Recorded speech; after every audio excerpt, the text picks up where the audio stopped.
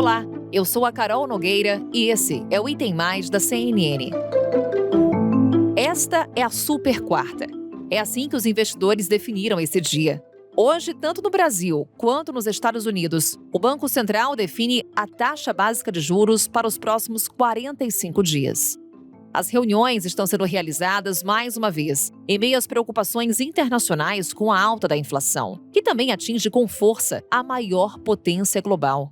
Nos Estados Unidos, a inflação atingiu a maior marca em 40 anos. Os preços recordes dos combustíveis, os combustíveis também causando um problema lá nos Estados Unidos. Esse preço recorde com os norte-americanos levou a inflação a 8,6% no acumulado dos 12 meses, encerrados em maio. Essa taxa é a mais alta desde o ano de 1981. Os economistas afirmam que esse resultado veio acima do esperado e pode fazer com que o Fed, o Banco Central americano, eleve ainda mais as taxas de juros para tentar dar conta desse momento econômico, que é lá e cá também.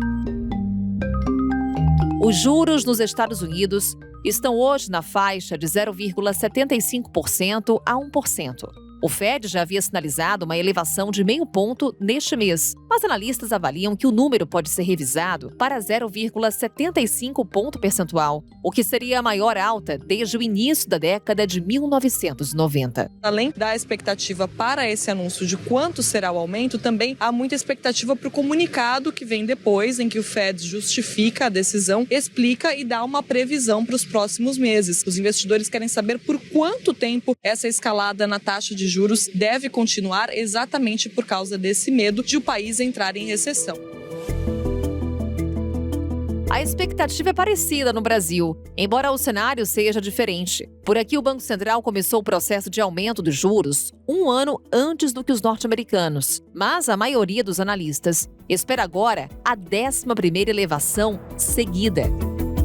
Mas até quando vai durar esse ciclo de aperto monetário? Trazemos essa e outras questões para o Renato Veloni. Ele é economista e professor do IBMEC de São Paulo.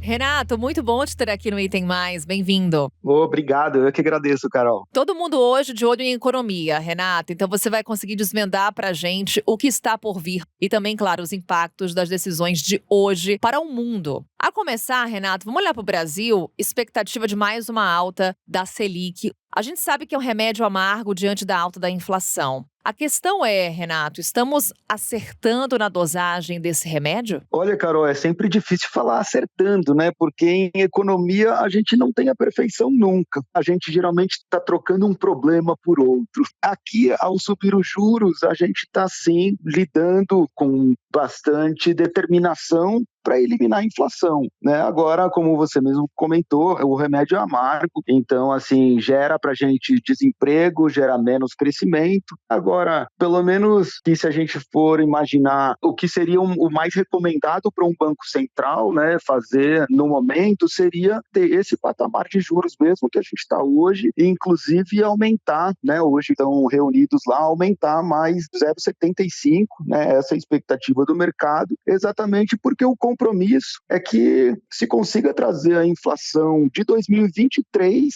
para o centro da meta ou próximo da meta, né? Digo 2023 porque a inflação de 2022 meio que ela já está no bolso, a gente já não tem mais tanto o que fazer. As medidas de política monetária que estão sendo tomadas agora, elas levam um bom tempo até assim, a população, né, comum, os empresários sentirem esses efeitos. Então, aqui já é uma gestão que se está fazendo da inflação para o ano que vem. Então, assim, em termos de inflação, sim, essa dosagem é muito adequada. Agora, é um remédio amargo aí, a gente pode esperar um tempo aí, pelo menos mais uns 6 meses de crédito reduzido, crédito caro, ou seja, é difícil consumir. É difícil para o empresário também, enfim, ampliar os seus investimentos, tá? Então esse é o cenário que está colocado na mesa aí hoje. O que vem de sinalização do próprio Banco Central e por parte de operadores do mercado, de economistas, Renato, no que se refere à continuidade desse ciclo de aperto monetário? A gente teve a inflação em maio em 0,47%,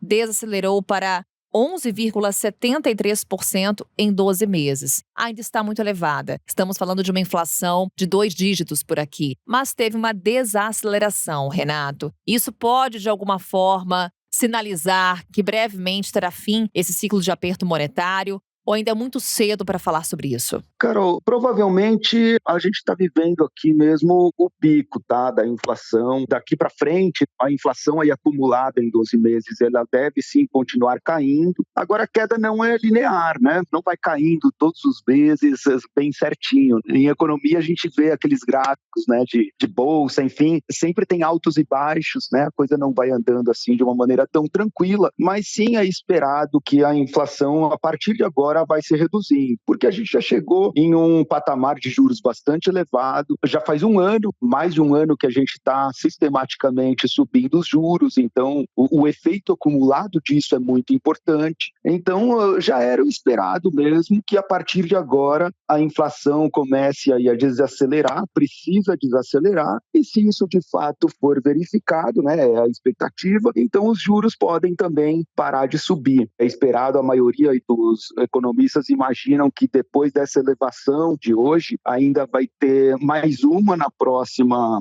reunião, que os juros iriam para em torno de 14%.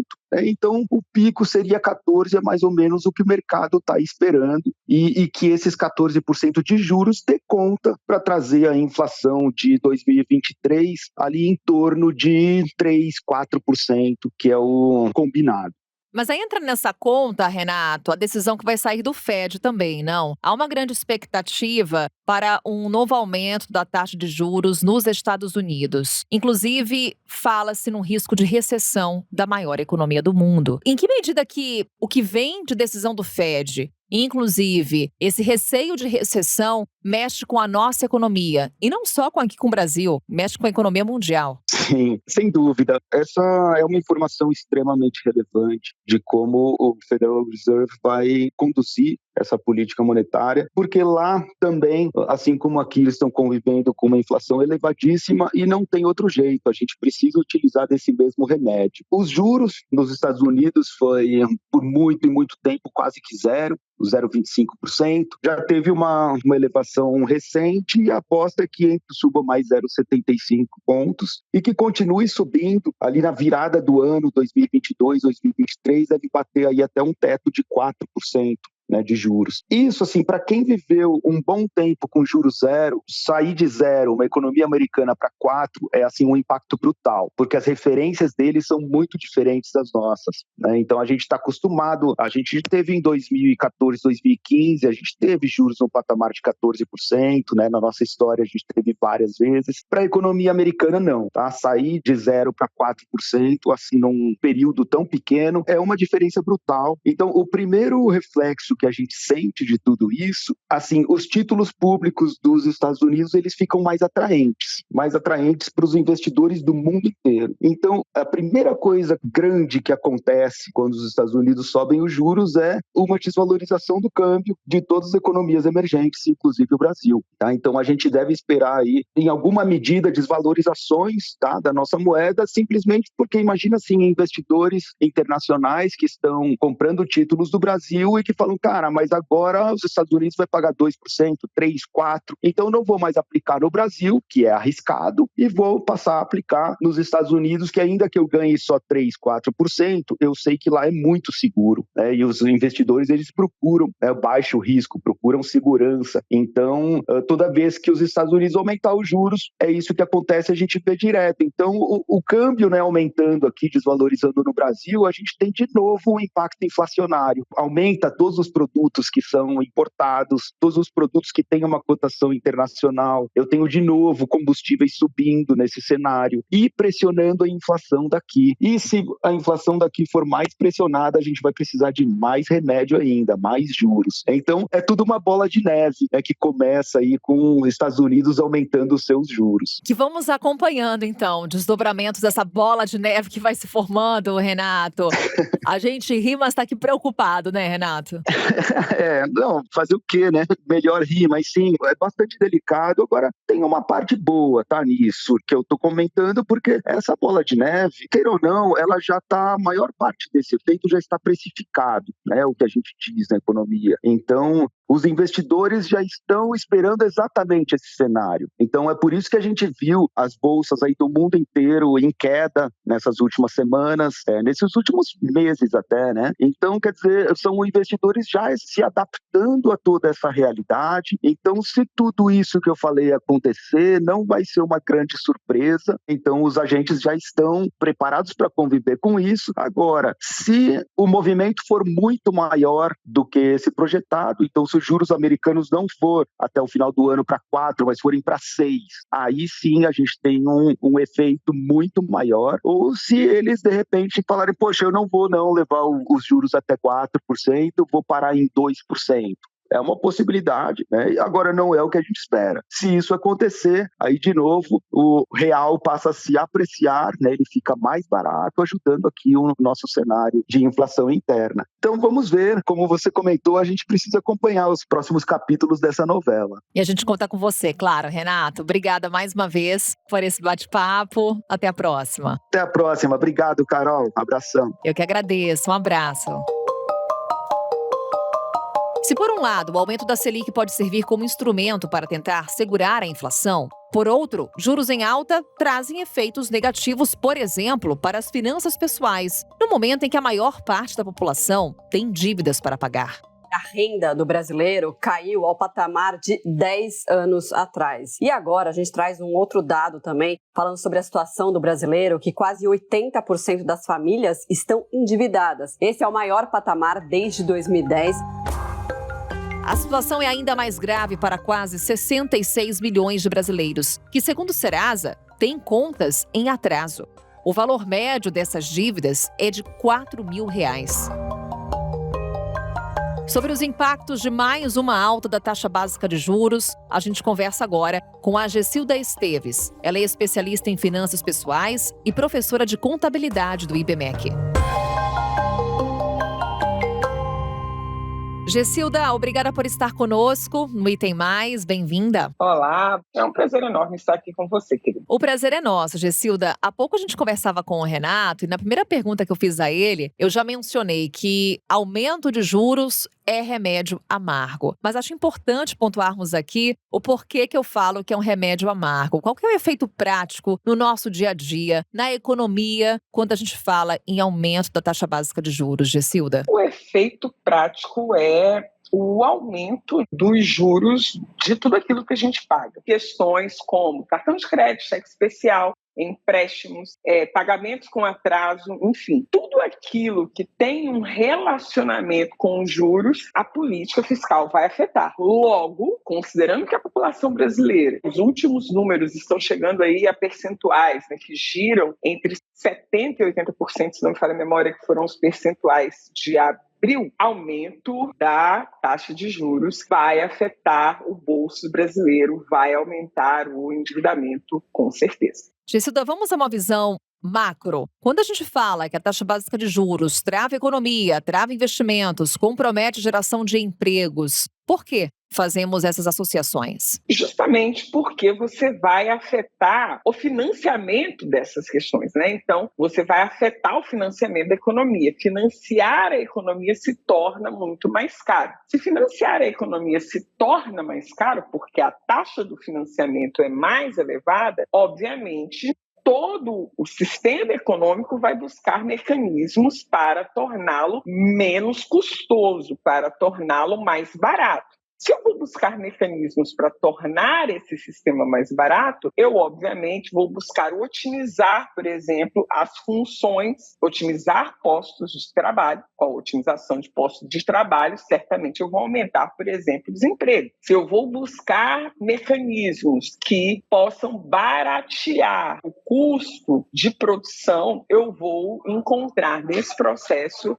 elementos que possam reduzir o papel do emprego dentro dessa estrutura. E com isso eu vou acabar afetando a relação com as famílias, com o emprego e com o acesso aos bens de consumo, obviamente. Vamos às dicas, Gessilda, para quem tem contas em atraso, para quem quer de alguma forma driblar essa alta da taxa básica de juros. Como é que faz? Tem dica? Tem como fugir disso? Primeira coisa, orçamento doméstico, que é uma coisa que o brasileiro não gosta. Fazer o seu orçamento doméstico, buscar mecanismos de adequação da sua estrutura de custos à sua realidade de ingressos, à sua realidade de salarial, à sua realidade de fonte de renda, tanto no emprego formal quanto no emprego informal. Obviamente, se eu tenho aumento da taxa de juros, eu posso ter aí um processo de recessão da economia. Se eu sou, por exemplo, um pequeno empreendedor, é óbvio que eu já não vou vender como eu vendia. A gente dá algumas consultorias, as pessoas falam, não, o mês de abril, o mês de maio foi um mês mais difícil, a gente vendeu o mês. É natural. Então, eu preciso ter como elemento 01, né, como dica 01, o orçamento doméstico.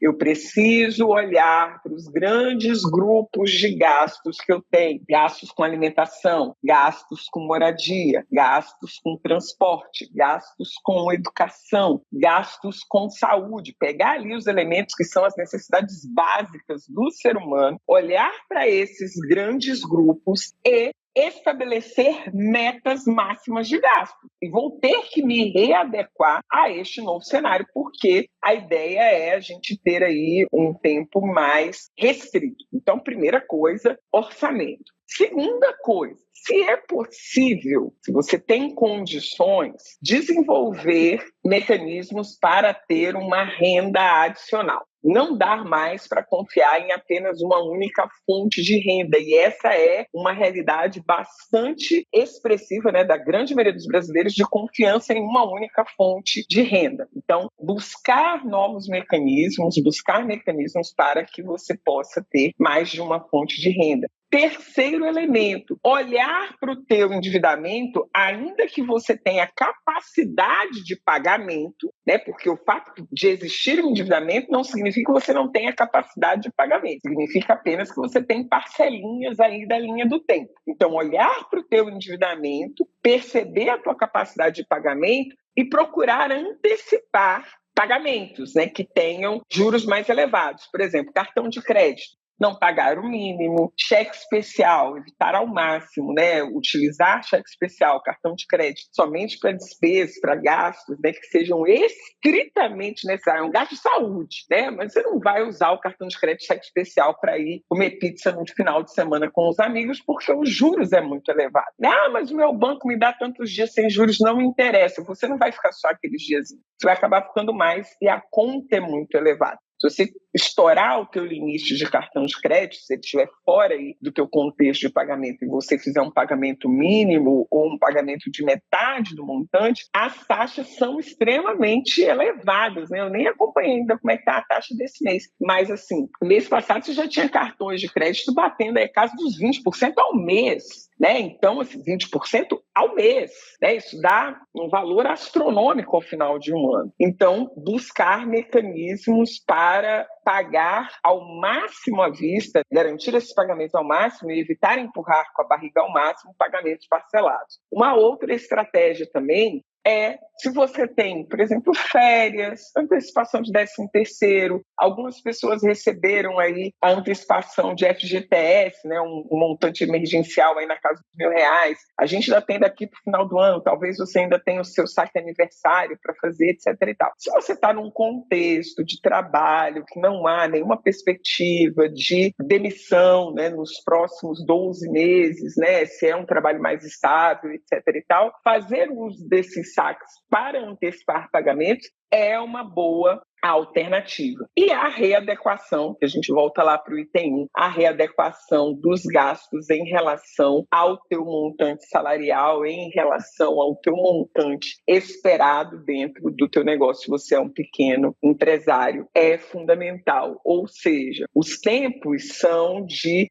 observar até onde você pode ir e manter ali 1, 2 degraus abaixo para que você possa realmente garantir um pouco mais de tranquilidade e usar essa diferença, se ela for possível, para compor aí um fundo estratégico para você e sua família. Agora, Gessilda, colocar todas essas dicas em prática com uma inflação de 2 dígitos é desafiador, né? Extremamente, ou seja, o brasileiro tem aí já uma vaga lembrança do que é isso. Eu tenho aí 50 anos, eu tenho lembrança de mamãe falando comigo, entrando no supermercado e falando, corre, o que você vai querer comprar? Corre, porque o cara com aquela maquininha nervoso, né? Remarcando os preços ali das guloseimas que eu queria e eu entrava no mercado, mamãe me disparava. A gente tem aí um distanciamento dessa lembrança. Foi muito tempo, muitos anos de uma inflação de 1 dígito. É desafiador, não é a característica principal do brasileiro. O brasileiro ainda não vê a educação financeira como um elemento do seu dia a dia. Ele ainda não vê esse olhar de se autoanalisar, perceber o seu comportamento como consumidor, o seu comportamento de gastos, né? De ter esse mapeamento da estrutura de gastos da sua casa, da sua família, não é uma realidade para a esmagadora maioria dos brasileiros.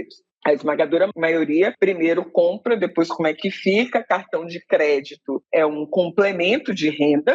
Eu tenho pavor quando eu vejo pessoas dizendo, não, vou ensinar você a usar cartão de crédito. Eu acho que ensinar a usar cartão de crédito é para quem realmente tem crédito, tem dinheiro, e aí você pode fazer mecanismos, sim, muito rentáveis com as manobras que você pode fazer com cartão, fazer um investimento de curto prazo, enquanto você paga no mês seguinte o cartão, enfim, você tem mecanismos que você pode fazer. Então, é desafiador, a educação financeira precisa entrar dentro da realidade da vida dos brasileiros, ela precisa observar, perceber que sem se atentar para o seu comportamento de gasto, com o agravamento do cenário, se houver de fato, né, e as tendências são pessimistas de agravamento, com o agravamento do cenário, aumento de juros, né, agravamento da política fiscal, em algum momento o brasileiro vai ter que fazer esse tipo de análise. Por quê? Porque os últimos números que eu tinha visto aí de uma pesquisa estavam em 77% de endividamento e quase 20% de inadimplência. Gente, eu tenho 77% de endividamento e quase 20% de inadimplência. Antes dessa nova mudança da taxa, isso já é um número bastante assustador. Então, o momento de colocar o pé no freio é agora, o momento de fazer essa autoanálise é agora, mesmo que seja uma autoanálise doída, mesmo que seja uma autoanálise difícil, um remédio, pegando o gancho do início desse podcast, mesmo que seja um remédio amargo, mas é um remédio amargo que pode garantir a tua vida financeira de uma forma saudável. Mais uma vez, Gessilda, muito obrigada por estar conosco, compartilhando um pouco do seu conhecimento aqui com a gente, trazendo dicas e orientações para quem nos escuta. Obrigada e até uma próxima. Até uma próxima. Tchau, tchau. E assim encerramos o Item Mais de hoje. Amanhã é feriado. O Item Mais não vai ao ar, mas na sexta-feira estamos de volta. Até lá!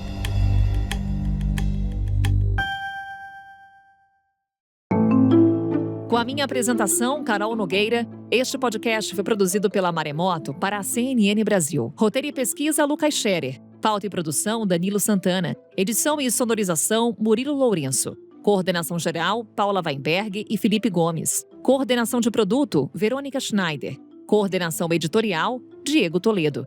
Você também pode ouvir o Item Mais no site da CNN Brasil. E aproveite para conhecer os nossos outros programas em áudio. Acesse cnnbrasil.com.br/podcasts.